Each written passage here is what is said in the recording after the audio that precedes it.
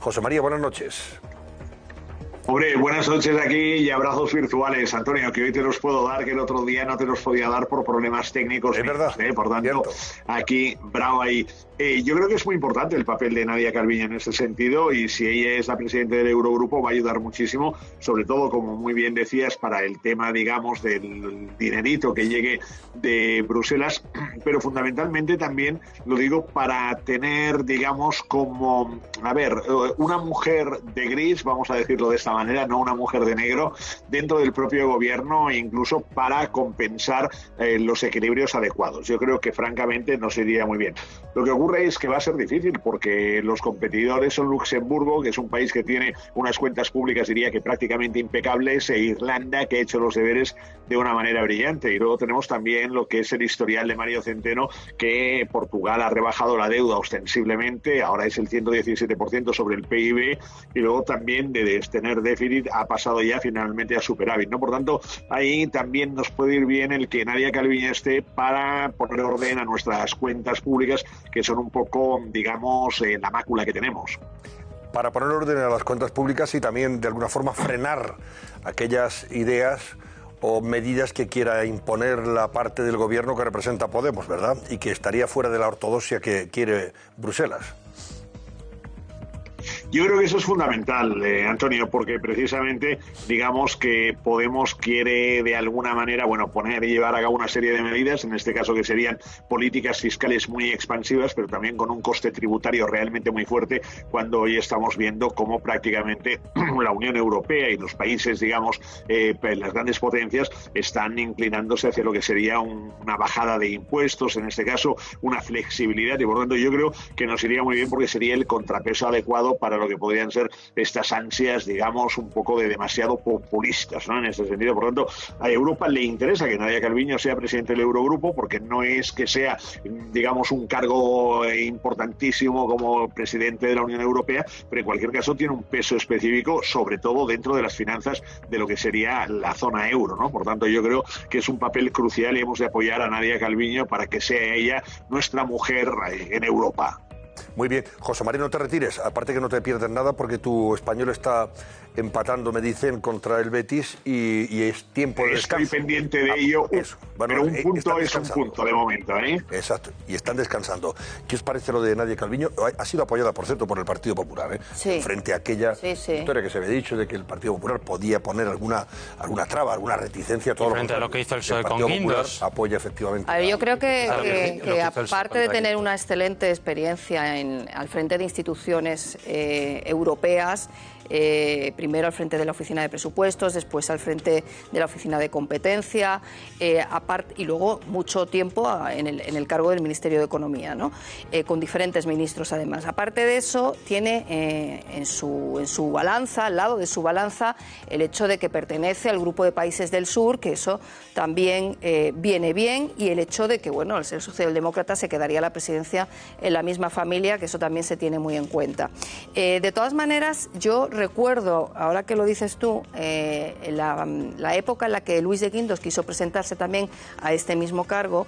Estos son 2 rondas. En la primera ronda se criba a uno de los participantes y luego, si tú has obtenido muchos votos, a lo mejor en la segunda ronda te quedas perdedor, con lo cual no es tan fácil. Y Luis de Guindos al final decidió caerse de las quinielas porque vio que efectivamente le faltaban los apoyos necesarios.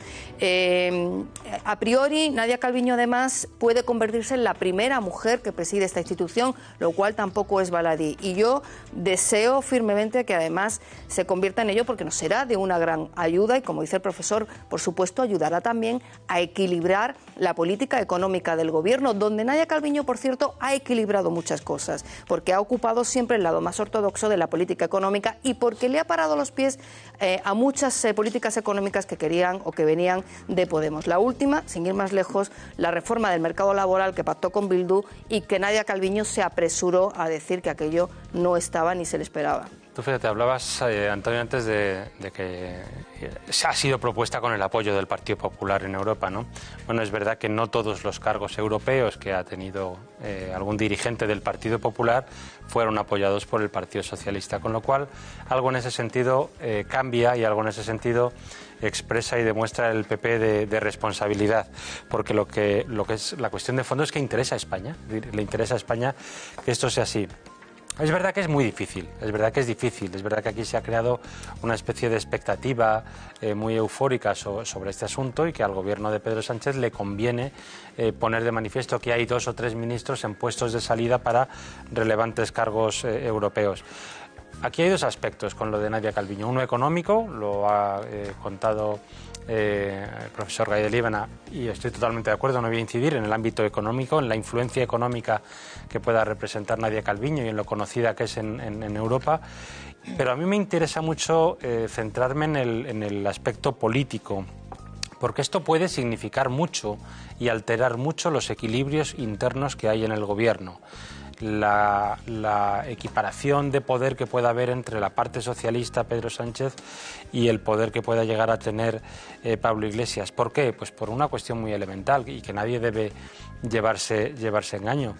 Sería Nadia Calviño una de las mujeres de negro, no sé si hombres de negro, una mujer de negro prácticamente, aunque fuera gris o gris marengo o gris clarito o gris montaña, me da exactamente lo mismo, pero sería una controladora exhaustiva.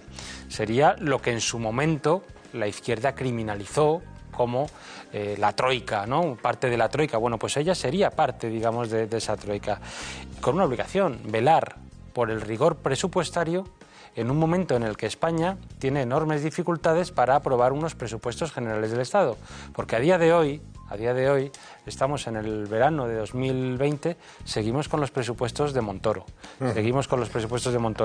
y por eso no se podrían aprobar unos presupuestos muy expansivos. Habría que tener un control del gasto público, habría que tener un control muy exhaustivo del déficit y habría que tener un control también de la deuda, y desde esa perspectiva me temo que la controladora del propio gobierno sería ella. La controladora de su propio ministerio, porque al final presenta un ministerio con un fracaso en las políticas fiscales y un fracaso en las políticas de déficit y de deuda, y que va a tener el doble de paro de la Unión Europea, con lo cual pues va a presentar unas cifras un poco vergonzantes. Manuel Marín, ¿cómo es el gris montaña? Que me está diciendo José María Gay de Líbana que está muy interesado. Pues mira, te voy a decir una cosa, José María. Me ha gustado mucho el gris montaña. No, estaba pensando en un gris nube, pero luego he pensado sobre la marcha que hay nubes que son blancas y digo, bueno, la montaña de lejos siempre parecen grises, pero vamos, dicho eso, te deseo la mejor de las suertes con el español. Eso también está muy gris, ya te lo digo. Podría haber dicho gris español. Vaya ánimos que te dan, José María, estos. Bueno, vamos a ver. No, pero a ver. Pero soy consciente, esto es como, digamos, la depresión económica que vivimos. O sea, yo ya sabía que iba a llegar, pero de alguna manera cuando llega, pues te hace pupa. Pero yo lo del español soy consciente porque cada noche le rezo al Señor todas las oraciones habidas y por haber, pero entiendo que el Señor tiene otros menesteres en este momento, ¿eh? Por tanto, ahí no hay que pedirle más al Señor. Bueno, oye, José María, hablamos de impuestos, pero antes le voy a pedir a Laura García que nos hable de cómo puede afectar para la próxima declaración del IRPF, de la renta, el año que viene, a aquellos que pidan, por ejemplo, ayudas para comprar coche o a aquellos que están percibiendo los ERTES, que están recibiendo las ayudas en forma de ERTES, que eso le va a suponer que tendrán que pagar a Hacienda un dinero que a lo mejor no le están en estos momentos reteniendo, por supuesto. Laura nos va a contar más detalles. Sí, Antonio, hablamos de impuestos. Las ayudas a la hora de adquirir un coche no están libres de tributos. Todo aquel que se acoja a este nuevo plan Renove tendrá que tenerlo muy en cuenta. Son subvenciones que deben declararse a Hacienda y pueden suponer hasta un 45% de lo recibido, llegando incluso a un máximo de 1.325 euros. Pero eso no es todo. Además, hemos conocido hoy que los trabajadores afectados por un ERTE podrían llegar a pagar hasta 1.000 euros en la próxima declaración de la renta. Y es que todos ellos estarán obligados a rendir cuentas con Hacienda al considerarse que tienen 2 pagadores, el SEPE y su propia empresa. Bueno, 2 pagadores, José María, y además en el caso de los ERTES, ese dinero no tiene retención en estos momentos, ¿no? Es un dinero que no tiene... Claro, sí. Sí, ahí está, Antonio, el problema, ¿no? El problema es que incluso se puede dar la circunstancia muy curiosa, de hecho el Consejo General de Economistas lo explicaba el otro día, de que puede ser que una persona pase a cobrar menos dinero y que en cambio tenga que tributar por el impuesto sobre la renta más de lo que estaba pagando. Bueno, y la explicación es, hemos de ver los números totales. Por tanto, hemos de tener en cuenta que normalmente para según qué niveles de renta, por ejemplo, hasta 30.000 euros aproximadamente, está compensado lo que sería, de un lado, lo que es la retención, con lo que acaba siendo la cuota del impuesto sobre la renta. Por tanto, llega el momento de declarar la renta. Teóricamente tienes que pagar algo, una pequeña diferencia, pero como siempre hay alguna deducción, alguna bonificación, pues al final no acabas pagando, incluso te sale con devolución. Pero claro, al haber dos pagadores, un pagador te ha pagado de acuerdo con la cantidad que te paga y te ha aplicado una retención, y el otro, como la cantidad, en este caso el SEPE, fundamentalmente va a ser una cantidad que va a ser durante 4 meses y que no llegará al mínimo para hacer la retención, igual no te hacen la retención o no te harán la retención en muchísimos casos, ¿no? Por lo tanto, al final el perceptor de la renta suma un concepto y suma el otro concepto y evidentemente acumula, y por tanto lo que no le han retenido tiene que pagarle. Entonces hay una solución que es a decir, oiga, empresa, reténgame más. Bueno, esta es una alternativa. O la otra es establecer algún régimen compensatorio de aquí a final de año para la renta de próximo año. Esto por lo que respecta a lo que sería, digamos, estos dos pagadores, ¿no? Lo que decía también Laura de lo que sería el plan Renove ahora del automóvil, efectivamente hay que tenerlo en cuenta, y aquí hay que hacer una precisión. La parte que te da Hacienda, sí que esta es una ganancia patrimonial, un incremento de patrimonio que tienes que tributar por él. Por tanto, quiere decir, es un dinero que te regalan y por tanto, de acuerdo con el esquema del impuesto sobre la renta, tienes que tributar. Pero puede ser que el concesionario y la marca te hagan un descuento, y en ese caso ese descuento no va a ser renta, sino que sería menos precio de adquisición. Por tanto, claro, cuando me compro un coche, si me cuesta pues 30.000 euros, lo que me dé Hacienda va a ser ingreso en el impuesto sobre la renta. Lo que el concesionario y la marca me descuenten, que me dicen, pues le damos 1.000 y pico de euros de descuento, o de subvención o de ayuda, esto no es un ingreso, sino que es un menor precio de adquisición. Me cuesta menos el coche. Muy bien, pues ha quedado clarísimo.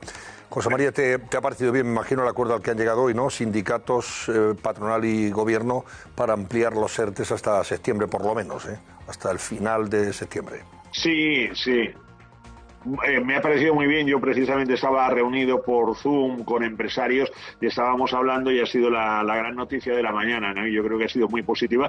Sobre todo, yo incluso 30 de septiembre me parece bien, y al menos nos da una cierta garantía de que se puede negociar, porque veo que hay ganas de negociar y de hablar, hasta incluso la posibilidad de final de año. Lo digo porque realmente hay sectores con servicios, con turismo, hostelería, restauración, que están, y el comercio también, que están muy tocados, y en consecuencia me da la impresión de que va a ser muy difícil el absorber a la gente que en estos momentos no está trabajando y que está en ERTES. Por tanto, bueno, que haya flexibilidad laboral, como de hecho están haciendo también en Alemania, en Francia, en Italia. Nosotros nos hemos de fijar muchísimo en este entorno, y si además Nadia Calviño es la presidenta del Eurogrupo, pues también nos irá muy bien, porque habrá una influencia muy directa de Europa para tomar decisiones que sean consensuadas por el bien de la economía, que yo creo que ahora es lo importante. De hecho, el gobierno tendrá que hacer un esfuerzo, evidentemente, costeando estos ERTES, que el ministro Escrivá calcula en unos 3.500 millones de euros, pero bueno, el gobierno en definitiva tampoco ha puesto tanto dinero. Por tanto, poner un poquito más de dinero,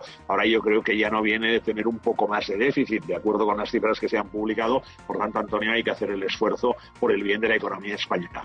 Muy bien. Profesor José María de Líbana, gracias, buenas noches, que le vaya bien a su español, con permiso de los béticos. Y, ¿sabes lo que voy a hacer ahora? ¿Sabes lo que voy a hacer, Antonio? Me voy a poner aquí escuchando la COPE con el español y viéndote a ti, Por tanto, voy a decir COPE por un lado y os veo, bueno, a ti, a Manuel y a Fátima, Por tanto, el partido, eso no. Está bien, venga, pues. Oye, que cunda. Ánimo ahí, entusiasmo, gracias, abrazos virtuales.